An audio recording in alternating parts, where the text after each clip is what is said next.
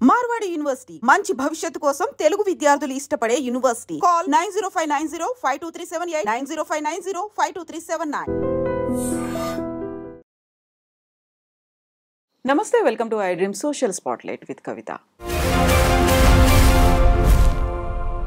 కర్రెగుట్టల దగ్గర కూంబింగ్ అనేది కొనసాగుతుంది. దాదాపుగా 3,000 మంది మావోయిస్టులు అక్కడే తలదాచుకున్నారనే సమాచారంతో కేంద్ర బలగాలు మోహరించాయి. అక్కడున్నటువంటి స్థానికుల్ని కూడా అప్రమత్తం చేశారు. ఈ నేపథ్యంలోనే ఆల్రెడీ 3 మావోయిస్టులు ఎన్కౌంటర్లో చనిపోయారని పోలీసులు అనౌన్స్ చేశారు. కూంబింగ్లో పాల్గొంటున్నటువంటి పోలీసులకు సంబంధించి భద్రతా ఏర్పాట్లు కూడా తీవ్ర స్థాయిలో కొనసాగుతున్నాయి.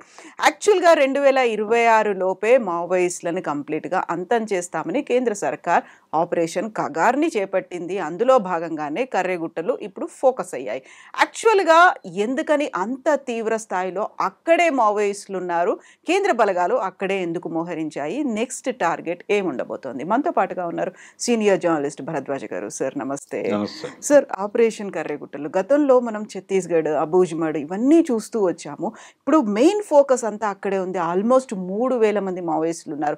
అక్కడే బంకర్లలో తలదాచుకున్నారు. వాళ్ళ దగ్గర టెక్నాలజీ అనేది అల్ట్రా మోడర్న్ టెక్నాలజీ ఉంది అనే వార్తలు ఇవన్నీ కూడా అలర్ట్ అయితే అవుతున్నారు. స్థానికుల్ని హెచ్చరిస్తున్నారు. అక్కడి నుంచి తరలించే ప్రయత్నాలు జరుగుతున్నాయి. ఏం జరుగుతోంది సార్ అసలు? కర్రెగుట్టల్లో ఉన్నటువంటి మావోయిస్టుల్ని మట్టుబెట్టాలి అనేది ప్రోగ్రామ్ అండి. అంటే ఒకవైపు ఏమో వాళ్ళు మేము చర్చలు జరుపుతాం ప్రభుత్వంతో అని అడుగుతున్నారు. అలాగే ఆయుధాలు పక్కన పెట్టేయడానికి కూడా మేము సిద్ధమని చెప్పారు వాళ్ళు. ఆయుధాలు అంటే కాల్పుల విరమణ, మేము ఎట్టి పరిస్థితుల్లోనూ ఫైర్ చేయం, మేము కాల్పుల విరమణకి కట్టుబడి ఉన్నాం, మీరు కాల్పుల విరమణకి కట్టుబడి ఉన్నా లేకపోయినా, కాబట్టి మేము కాల్పులు జరపం, వచ్చి మీతో చర్చలు జరుపుతాం అని చెప్తున్నారు వాళ్ళు, అడుగుతున్నారు. అది పట్టించుకోవట్లేదు. విచిత్రం ఏంటంటే ప్రభుత్వం అడగాలి, మీరు ఆయుధాలు పట్టుకు తిరగటం తప్పు రాజ్యాంగం ప్రకారం, కాబట్టి మీరు వచ్చి లొంగిపోండి అని అడగటం ప్రభుత్వం చేయవలసిన పని. వాళ్ళు మేమే వస్తాము అంటున్నారు, వచ్చి చర్చలు జరుపుతాము ప్రభుత్వంతో అంటున్నారు. అంటే లీగల్ అయిపోతుందా, పార్టీ లీగలైజ్ అయిపోతుందా అనేటువంటి ప్రచారం కూడా ఒకటి జరుగుతోంది. కొంతమంది అభిప్రాయపడుతున్నారు, ఇంకెంతకాలం అడవుల్లో ఉంటారు తుపాకులు పట్టుకుని, వచ్చేయండి జనజీవన స్రవంతిలో కలిసిపోండి అని. జనజీవన స్రవంతిలో కలిసిపోవడానికి కూడా ప్రభుత్వం అంగీకరించడం లేదు అనేది దానికి నిదర్శనమే ఇప్పుడు కర్రెగుట్టల దగ్గర జరుగుతున్నటువంటి దాడులు. అక్కడ లోపల సమావేశం జరుపుతున్నటువంటి మావోయిస్టులందరూ కూడా వాళ్ళ భవిష్యత్తు కార్యాచరణ గురించి మాట్లాడుకోవడానికి అక్కడ సమావేశం అయ్యారు. రకరకాల ప్రాంతాల నుంచి వచ్చిన వాళ్ళందరూ అక్కడ ఉన్నారు అనేటువంటి సమాచారం పోలీసులకు అందిన తర్వాత, ప్రభుత్వానికి అందిన తర్వాత, తెలంగాణ ప్రభుత్వం కూడా మద్దతుగా నిలబడుతోంది కేంద్ర బలగాలకి. అంటే ములుగు పోలీసులు కూడా ఉన్నారు అక్కడ కూంబింగ్ ఆపరేషన్లో భాగంగా. అలాగే ములుగు కలెక్టర్ గారి అనుమతి మేరకే వీళ్ళందరూ వెళ్ళారు అక్కడికి. కాబట్టి కాంగ్రెస్ ప్రభుత్వం ఉందా లేకపోతే అక్కడ భారతీయ జనతా పార్టీ ప్రభుత్వం ఉందా అనేది కాదు, నక్సల్స్ నిర్మూలన అనేటువంటి కార్యక్రమాన్ని వీళ్ళు యుద్ధ ప్రాతిపదిక మీద చేయాలనుకుంటున్నారు. ఈ క్రమంలోనే అడవుల నుంచి ఆదివాసీలని సరెండర్ చేసుకుంటున్నారు. మావోయిస్టులకి వాళ్ళు సహాయం చేశారని, మావోయిస్టులతో సంబంధాలు ఉన్నాయని వాళ్ళందరినీ సరెండర్ చేసుకున్నారు. అనేక గ్రూపులుగా సరెండర్ అవటం అనే వార్తలు చూస్తున్నాం మనం. అంటే ఈ లొంగిపోయినటువంటి గిరిజనులందరినీ మావోయిస్టులుగా చూపిస్తారు. లొంగుబాటు అనేది ఉందంటేనే వాడు మావోయిస్ట్ అని అర్థం. ఈ లొంగిపోయిన వాళ్ళందరికీ వాళ్ళ తలల మీద ఉన్నటువంటి వెలల ప్రకారం డబ్బులు ఇచ్చేస్తారు ఉంటే. వెల లేకపోతే వాళ్ళకి ఏదో కొద్దో గొప్ప ఇస్తారు రిహాబిలిటేషన్ కోసం. ఇచ్చి ఎక్కడ వీళ్ళని పునరావాసం ఎక్కడ కల్పిస్తారు? అడవుల్లో కాదు, ఇంకెక్కడో కల్పిస్తారు. కల్పించి ఈ నెపంతో ఆదివాసీలను అడవుల నుంచి బయటకు తరలించడం అనే కార్యక్రమం జరిగిపోతోంది. ఈ క్రమంలోనే మావోయిస్టులని నిర్మూలించాలనుకుంటోంది ప్రభుత్వం. వాళ్ళు చర్చలకు వస్తేనో లేకపోతే వాళ్ళు జనజీవన స్రవంతిలోకి వస్తేనో ఆమోదించాలని అనుకోవడం లేదు. గతంలో మేము ఆయుధాలు అంటే కొండపల్లి సీతారామయ్య గారు ఒక టైంలో 70 దశకంలో ప్రారంభంలో, అంటే శ్రీకాకుళం ఉద్యమం మొత్తం సెట్ బ్యాక్ గురైపోయి ఇక అయిపోయింది నక్సలైట్ ఉద్యమం అనుకుంటున్న టైంలో ఆయన సాయుధ పోరాట తాత్కాలిక విరమణ అని ఒక ప్రకటన చేశాడు. ప్రకటన చేసి మేము ప్రజా సంఘాలు పెట్టి లీగల్గా పనిచేస్తాం ఉమ్, అని చెప్పి రాడికల్ విద్యార్థి సంఘం, యువజన సంఘం, విప్లవ రచయితల సంఘం, అలాగే ఇతర సంఘాలు, రైతు కూలీ సంఘం ఇవన్నీ నడుపుతూ ప్రజా సమీకరణ చేసిన తర్వాత తిరిగి 80 దశకం ప్రారంభంలో అడవుల్లోకి వెళ్ళారు. ఇలాంటి ప్రకటన ఇవ్వడానికి కూడా ఇప్పుడు అవకాశం లేదు. ఉమ్, ప్రభుత్వాలు అనుమతించే పరిస్థితుల్లో లేవు. ప్రభుత్వం ఏం కోరుకుంటోందంటే లొంగుబాటు కోరుకుంటోంది. మావోయిస్టు పార్టీని మేము రద్దు చేశామనే ప్రకటన కావాలి ఇప్పుడు. మేము మావోయిస్టులుగానే వచ్చి ప్రభుత్వంతో మాట్లాడి అలాగే ప్రజల్లో లీగల్గా పనిచేస్తాం అంటే ఒప్పుకోవడానికి ప్రభుత్వం సిద్ధంగా లేదు. అందుకనే ఈ దాడులు చేస్తోంది. ఉమ్, ఒకవైపు వాళ్ళు చర్చలు అంటున్నారు, పైగా ప్రజా సంఘాలు చర్చలు అని చెప్పడం కాదు, ఇక్కడ పౌర సమాజం చర్చలు కోరటం లేదు. గతంలో వైఎస్ రాజశేఖర రెడ్డి టైంలో జరిగినటువంటి చర్చలు పౌర సమాజం కోరింది. శంకరన్ గారు, పొత్తూరు వెంకటేశ్వరరావు గారు వాళ్ళు లీడ్ తీసుకుని ప్రభుత్వంతో చర్చలు జరపండి అని వాళ్ళని కన్విన్స్ చేసి, ప్రభుత్వాన్ని కన్విన్స్ చేసి చర్చలు జరిపారు. ఇప్పుడు నేరుగా అట్నుంచే ప్రతిపాదన వస్తోంది, ఉమ్, మేము చర్చలకు సిద్ధమని.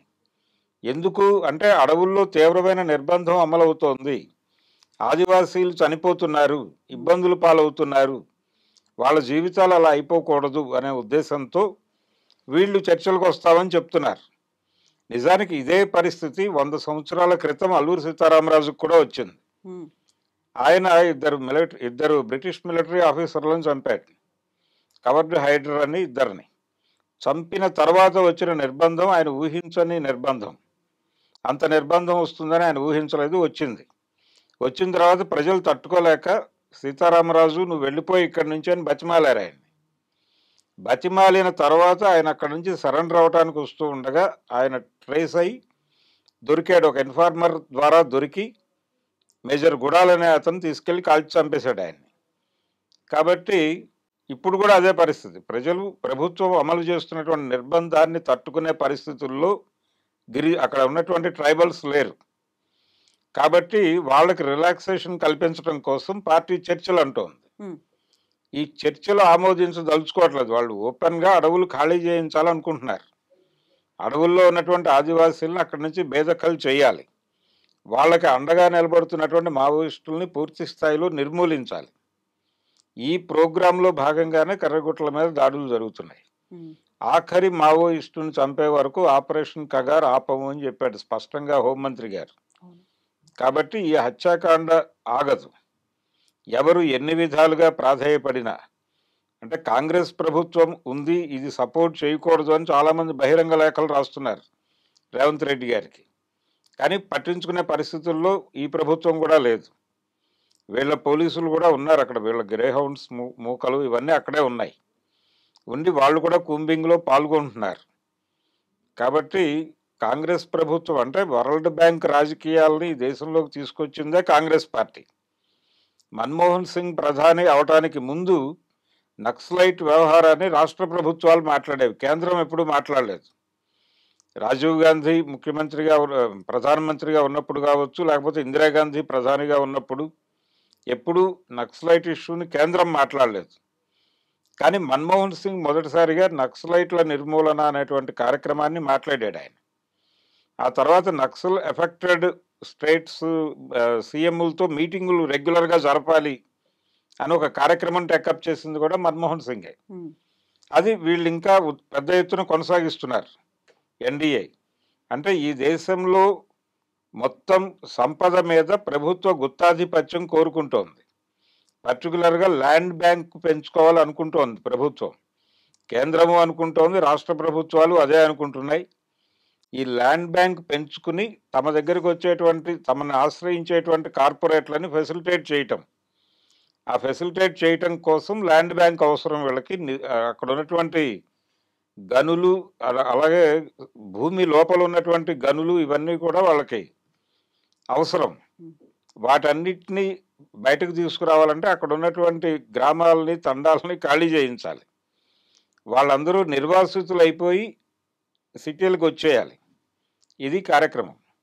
ఈ కార్యక్రమానికి మావోయిస్టులు అడ్డం పడుతున్నారు అనే ఉద్దేశంతో ఇప్పుడు వాళ్ళని నిర్మూలించే కార్యక్రమం తీసుకున్నారు.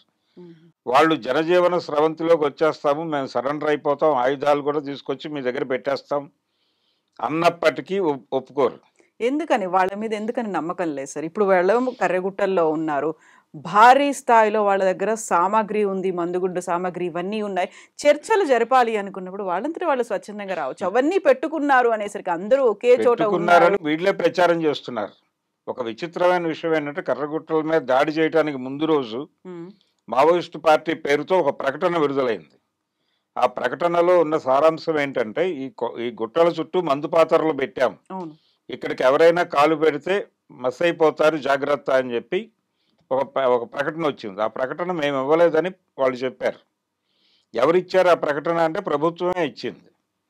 ప్రభుత్వమే పార్టీ పేరుతో, మావోయిస్టు పార్టీ పేరుతో ఒక ప్రకటన ఇచ్చి వీళ్ళే ఖండించి, ఇది కొత్త ఏం కాదు, గతంలో కూడా నల్లమల ప్రాంతంలో కూడా నల్లమల నుంచి ఉద్యమాన్ని తుడిచిపెట్టిన తర్వాత కొంతమంది బలమైన సింపథైజర్స్ గ్రామాల్లో మిగిలుండి వాళ్ళు తిరిగి ఆ రాజకీయాలు జనాలకు చెప్తున్నారు అనే ఉద్దేశంతో వైఎస్ రాజశేఖర రెడ్డి సీఎంగా ఉండగా కొన్ని హత్యలు జరిగినాయి నల్లమల చుట్టుపక్కల గ్రామాల్లో.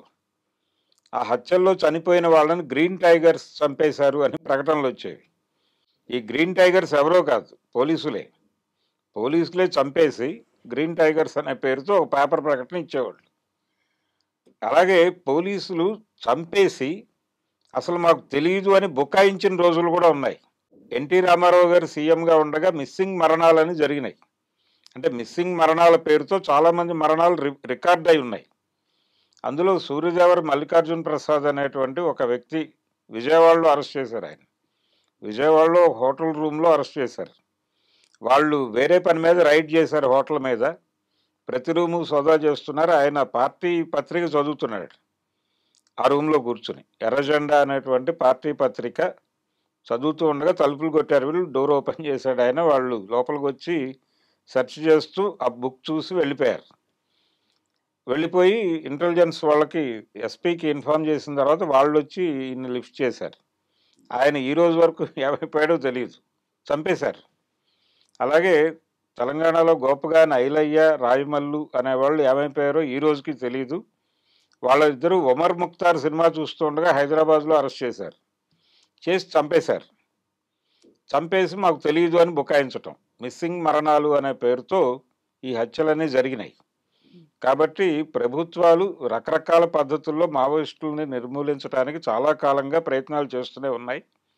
వాటిని ఇంకొంచెం అగ్రెసివ్గా చేస్తున్నాయి ఇప్పుడు. హ్మ్. ఆ అగ్రెసివ్గా చేయటం అంటే అసలు వాళ్ళ ఉనికిని అంగీకరించే పరిస్థితుల్లో ప్రభుత్వం లేదు. మావోయిస్టు ఉనికి వద్దు అనుకుంటే అసలు ఆ పార్టీ పేరుగానే ఐడియాలజీని, హ్మ్. ఆ ఐడియాలజీని చంపేయటం కోసమే ప్రయత్నం జరుగుతోంది ఇప్పుడు.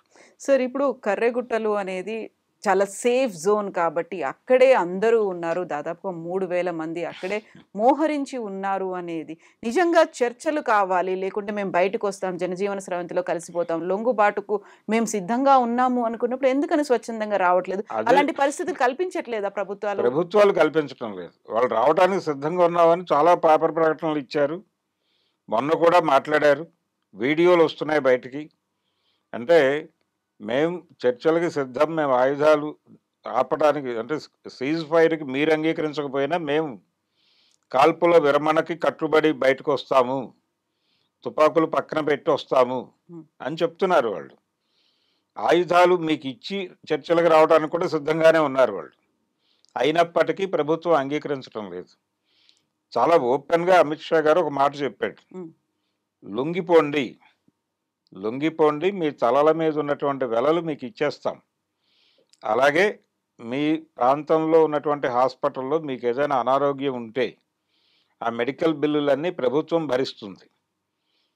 ఒకవేళ హాస్పిటల్ సౌకర్యం లేనటువంటి ప్రాంతాల్లో మీరుంటే హాస్పిటల్ సదుపాయం మేము ఏర్పాటు చేస్తాం. హ్మ్. అలాగే ఇంటికి అవసరమైనటువంటి బియ్యంతో సహా సరుకులన్నీ మేము ఇస్తాం అని కూడా చెప్పాడు ఆయన. కాబట్టి ఒక రిహాబిలిటేషన్ ప్యాకేజ్ అనౌన్స్ చేశాడు ఆయన లొంగిపోయిన వారికి. హ్మ్. లొంగిపోండి, ఏదో ఒక పని చేసుకుని బతకండి, మేము ఇంకా పొలిటికల్ యాక్టివిటీలో ఉంటాము అనేది మర్చిపోండి, రాజకీయ కార్యాచరణ అనేది మర్చిపోయి హ్మ్. మీరు సాధారణ పౌరులుగా బతికితే బతకండి, లేకపోతే చచ్చిపోండి. ఇది వాళ్ళు ఇచ్చినటువంటి ఆప్షన్. హ్మ్. అంత రూడ్గా బిహేవ్ చేస్తోంది కేంద్ర ప్రభుత్వం. సో కంప్లీట్‌గా వాళ్ళని తుడిచిపెట్టేస్తాము అన్నప్పుడు నిజంగానే ఆ కార్యక్రమం అనేది జరుగుతుందా? సఫలీకృతం 2026 మార్చి కల్లా ఇది కంప్లీట్ ఎండ్ అవుతుంది అనే ఒక మాట. తుది శ్వాస పీల్చుకుంటోంది అనేది అంటే ప్రధాని తుది మోదీ శ్వాస కాదండి. ఆయన ఓపెన్‌గా చెప్పిన మాట చివరి మావోయిస్టుని చంపే వరకు ఆగము అని చెప్పాడాయన. అంటే వీళ్ళు మర్చిపోతున్న విషయం ఏంటంటే, ఈ అణిచివేత అనేది జరుగుతుంది. హ్మ్. జరిగిన తర్వాత తిరిగి మళ్ళీ ఎవరో ఒకళ్ళు దీనికి నిరసనగా మళ్ళీ ఉద్యమం మొదలవుతుంది. ఇప్పుడు నక్సల్బరీ ఉద్యమాన్ని అణిచివేసినప్పుడు అదే అనుకున్నారు. ఇంక లేదు అయిపోయింది అన్నారు. ఆ తర్వాత అదే మంట శ్రీకాకుళంలో అంటుకుంది. హ్మ్. శ్రీకాకుళం ఉద్యమం జరిగినప్పుడు జలగం వెంగళరావు గారు హోంమంత్రి అప్పుడు. బ్రహ్మానంద రెడ్డి గారు ముఖ్యమంత్రి. హ్మ్. వాళ్ళిద్దరూ కలిసి అక్కడ వెంపటాపు సత్యం, ఆదిభట్ల కైలాసం వీళ్ళందరినీ చంపేసి అయిపోయింది శ్రీకాకుళం ఉద్యమం అణిచేసాం మేము అనుకున్నారు. అనుకున్న తర్వాత తిరిగి తెలంగాణలో పీపుల్స్ వార్ అనే పేరుతో మొదలైంది. హ్మ్. కాబట్టి ఇది ఎప్పుడు అంతం ఉండదు దీనికి. మీరు ఎంత అణిచివేత కాకపోతే కొంతకాలం మీరు రాజ్యం చేయగలుగుతారు. హ్మ్. కానీ ఎక్కడో ఒక చోట మళ్ళీ నిరసన కార్యక్రమాలు మొదలవుతాయి. ప్రజలు అణిచివేతను ఎల్లకాలం భరించలేరు గదా! ఎక్కడో చోట మళ్ళీ మొదలవుతుంది. యాహ్! ఆ మొదలవటానికి ఇప్పుడు వీళ్ళు అంతం చేస్తున్నారు అంతే. అంటే మనం కాశ్మీర్ విషయంలో కూడా అదే చూడాలి. అణిచివేత ద్వారా శాంతి అనేది ఎప్పుడూ సాధ్యం కాదు. అణిచివేత ద్వారా ప్రజల మనసుల్లో ఒక వ్యతిరేకత పోగుబడుతూ వెళ్తుంది. ఈ పోగుబడ్డటువంటి వ్యతిరేకత ఏదో తీవ్ర చర్యలకి ప్రేరేపిస్తుంది వాళ్ళని. హ్మ్. అందుకని ప్రజల ఆకాంక్షలు తీర్చకుండా, ప్రజల కలలు నెరవేర్చకుండా మేము శాంతిని తీసుకొస్తున్నాం అనేది బూటకపు మాట.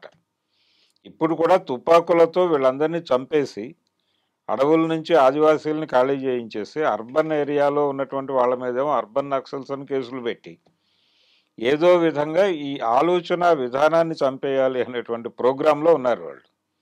అందుకని వాళ్ళు జనజీవన స్రవంతిలోకి వస్తామన్నా రేపు పొద్దున కర్రగుట్టల్లో వాళ్ళందరూ చేతులెత్తి తుపాకులెత్తి పట్టుకుని వచ్చి లొంగిపోతామని చెప్పినా ఒప్పుకోవడానికి సిద్ధంగా లేదు ప్రభుత్వం. అందుకని చంపేయటం కోసమే మోహరించారు అక్కడ. Yes sir. Thank you so much sir. Thank you thank అండి. యూ.